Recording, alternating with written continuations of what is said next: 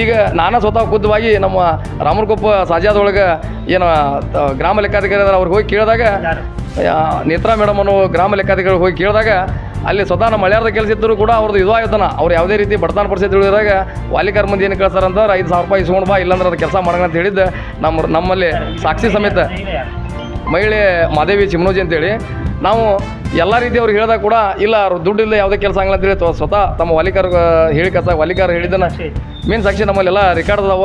ಅದಕ್ಕಾಗಿ ಆ ರೆಕಾರ್ಡನ್ನು ತೊಗೊಂಡು ಎಲ್ಲ ಮೇನ್ ಸಾಕ್ಷಿ ತೊಗೊಂಡು ತಹಸೀಲ್ದಾರ್ಗೆ ಆರೋಪ ಮಾಡಿದಾಗ ತಹಸೀಲ್ದಾರ್ ಇಲ್ಲಿವರೆಗೆ ಯಾವುದೂ ಒಂದು ಆ್ಯಕ್ಷನ್ ತೊಗೊಂಡಿಲ್ಲ. ಮತ್ತು ಇಲ್ಲಿ ಏನಾರು ಯಾರು ಆರೋಪ ಮಾಡ್ಬೇಕಪ್ಪ ಅಂದ್ರೆ ಅಧಿಕಾರಿಗಳು ಯಾವ ಮಟ್ಟಕ್ಕೆ ಬಂದ್ರೆ ಯಾವ್ದಾರು ಲೀಡರ್ಶಿಪ್ಗಳ ಕಡೆಯಿಂದ ಅವ್ರಿಗೆ ಪ್ರೆಸರ್ ಮಾಡಿಸೋದು, ಯಾವ್ದಾರು ಲೀಡರ್ಶಿಪ್ ಕಡೆಯಿಂದ ಯಾರು ಆರೋಪ ಮಾಡಲ್ಲ ಅವಂಗೆ ಫೋನ್ ಮಾಡಿಸೋದ್ರ. ಇಲ್ಲಿ ಅಧಿಕಾರಿಗಳು ಏನು ಬಂದಾರಪ್ಪ ಅಂದ್ರೆ ಕುಂದಗೋಳ ತಾಲೂಕಿನಾಗ ಅವರೇ ಸ್ಥಳೀಕರು ಇದ್ದಂಥ ಅಧಿಕಾರಿಗಳಂಗೆ ಆಗಿಬಿಟ್ರೆ ಇಲ್ಲಿ.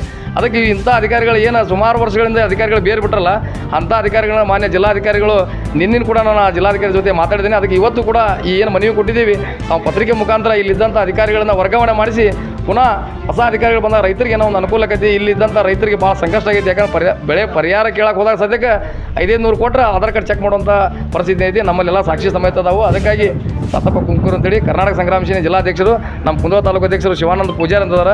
ಇವರು ಕೂಡ ಸಾಕಷ್ಟು ಸಲ ಮನವಿ ಕೊಟ್ಟರು. ಇಲ್ಲಿದ್ದಂಥ ಅಧಿಕಾರಿಗಳು ಯಾವುದೇ ರೀತಿ ಪ್ರಯೋಜನ ಆಗಿಲ್ಲ.